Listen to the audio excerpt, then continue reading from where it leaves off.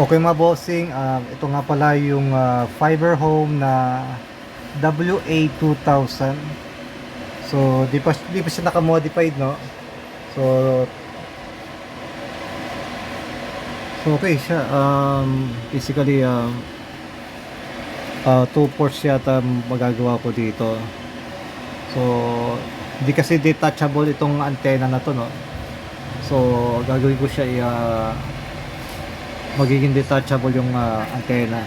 So papalitan natin siya ng IPEX to SMA, tapos yung example yung antenna ng Suncom. So okay, mag-speed test tayo ng di pa siya naka-modified.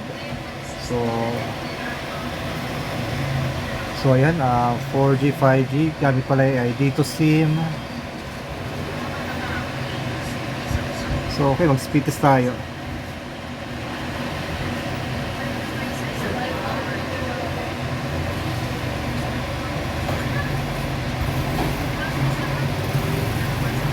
So yan ang normally lang di pa naka-modify or naka-built-in siya. So pero actually naka ano to siguro naka IPEX lang din siya.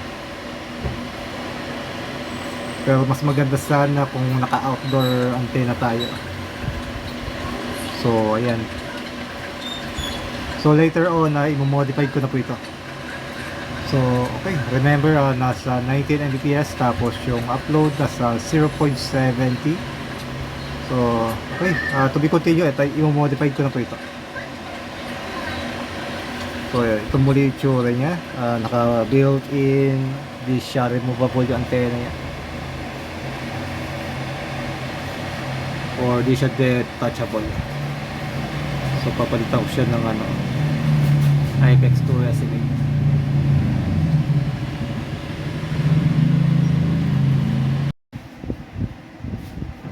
Okay mga bossing, sorry di ko pinakita yung pag-tear down ko nitong fiber home WA2000 kasi wala ko yung nasira pala yung tripod ko na holder. So kaya ito naka-tear down na siya. So medyo mahirap pag-tear down ito. So ipakita ko lang sa inyo yung mismong internal antenna niya. So example na lang po ay itong 4G antenna. Actually nasa gilid lang siya, no? Dito sa bandang gilid na to, tapos ito sa pang 4G antenna sa bandang gilid na to. So yung 5G, ito yung mismong antenna stick niya. So i-convert natin siya sa removable antenna. So maybe gagawin ko siyang apat na ports kasi nga meron pala dito 4G. So 4G antenna, tapos ito dalawang 5G antenna na stick. So okay, no? Akala ko 2 ports lang magagawa ko, pero possible na apat na ports kasi isasama ko na po yung 4G antenna. So ulitin ko, itong 4G antenna isa, dalawa, kasi yung 5G antenna sa apat. So ito pala yung kanyang Wi-Fi transmit antenna. So isa pangalawa. So medyo sorry so ito yung ito yung 5G, 4G, tapos 4G, tapos ilalim 5G. So okay, kung nagulat ako, masyado maliit pala yung kanyang IPEX. Napakaliit compare dito sa IPEX na hawak ko.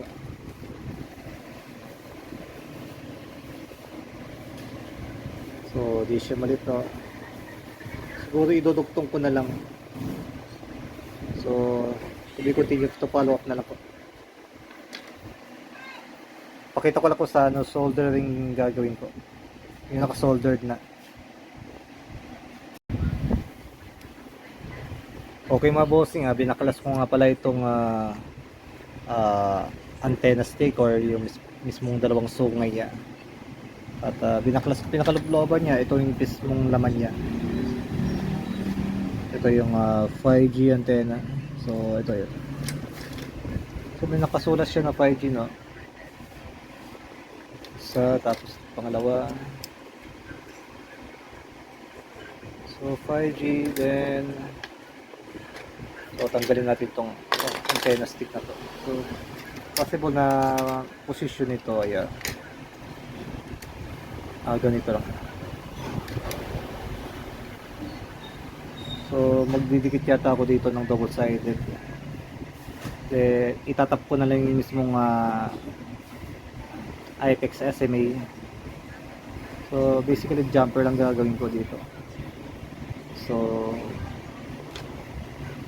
dyan yung dalawang 5G antenna. So ito nga pala yung module ng ito. So QuickTel, no? So ulitin ko, ito yung 4G antenna. So ito yung 5G, ito magkabilang gilid. So okay, to be continued. So basta pinaka soldered ko ay ito yung ground, tapos ito center, ayan, center at yung ground. So ganoon din dito sa kabila, center tapos yung ground. So itatap ko lang siya dito. So parang tatanggalin ko yung IPEX. So to be continue po tayo, boss.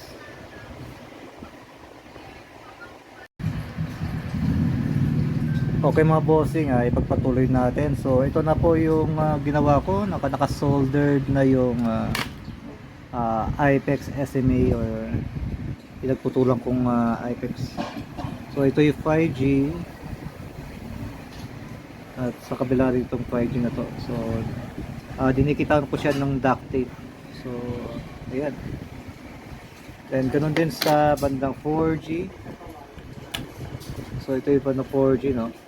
So ground, tapos center cable. Ganun din dito sa kabila. So pareho lang ginagawa natin sa mga dating Wi-Fi modem o 5G CPE. So 4G, so okay, i-assemble ko na po ito.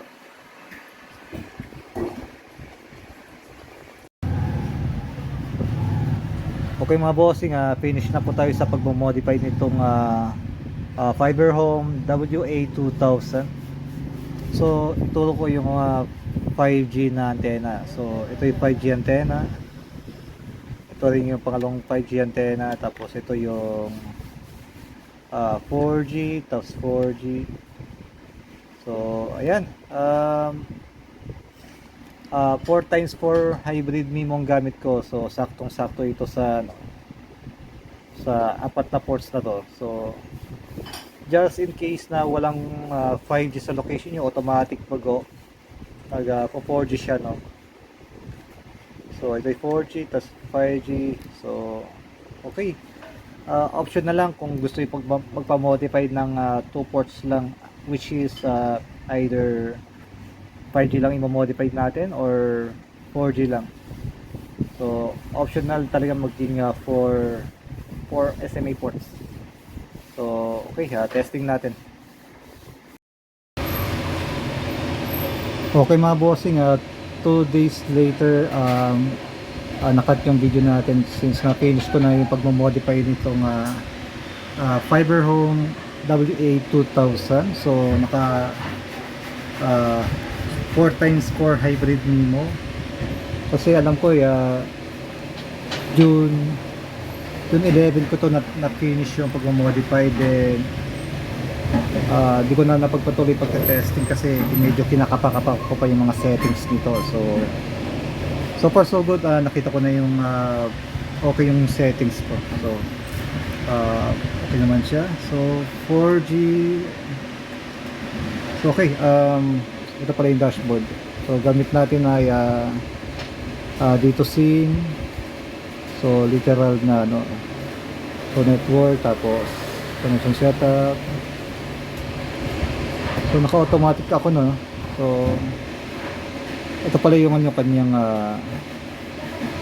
so mga nagtatanong sa bandang yung band selection, pero pag walang band selection to. pero ito siya. So ika-cancel ko na lang to. So mas okay sa akin yung automatic. So okay, speed test na tayo.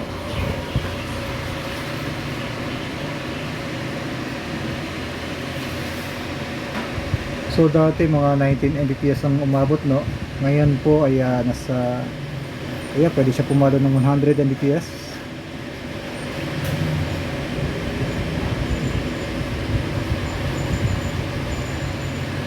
So ayan.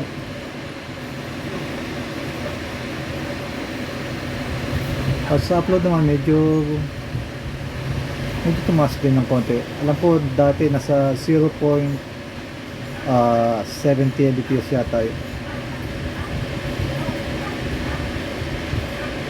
So okay, increasing naman. So subukan natin yung walang antena para sigurado na. So subukan natin. Pero normally babaksak sa 4G yata siguro yun. So 5G, no, full bars. Then subukan natin tanggalin yung alam ko naka-intact pa rin yung kanyang built-in antenna o mismong naka-jumper na IPEX. So okay, no, okay, so natin.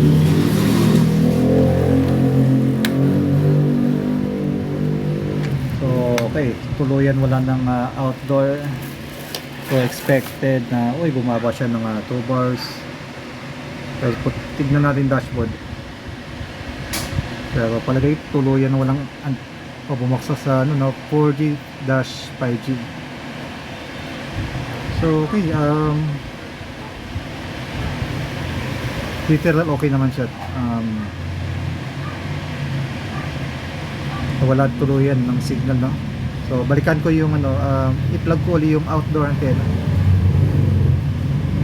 So normally wala talaga signal kapag walang outdoor, pero may time na may connection pa rin yan. So okay, subukan natin yung ibalik natin outdoor. So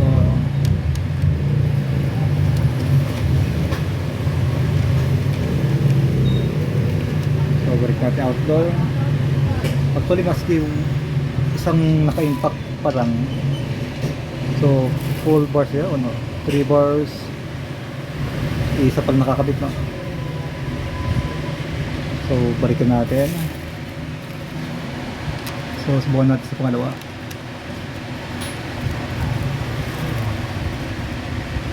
So okay, may full bars. So ilagyan pa natin.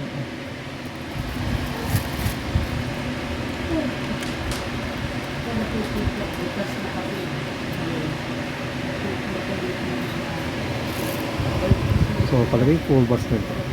Full bars ang tuluyan. So ito doon natin to.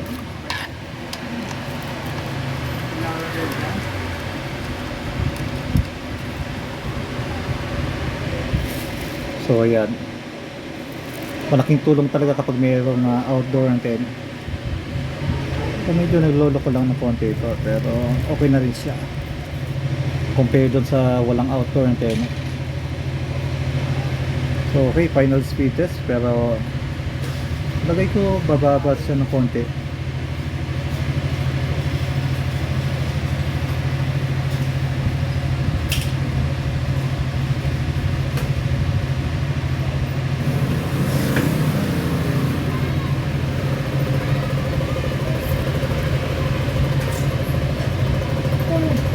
So for so good, importante ay may respond yung kanyang signal status.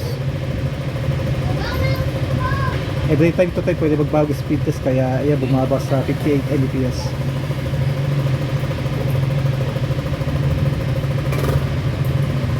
Ang oras ngayon may mag-aalas 7 na, alas 7 ng gabi, so 6:55 PM.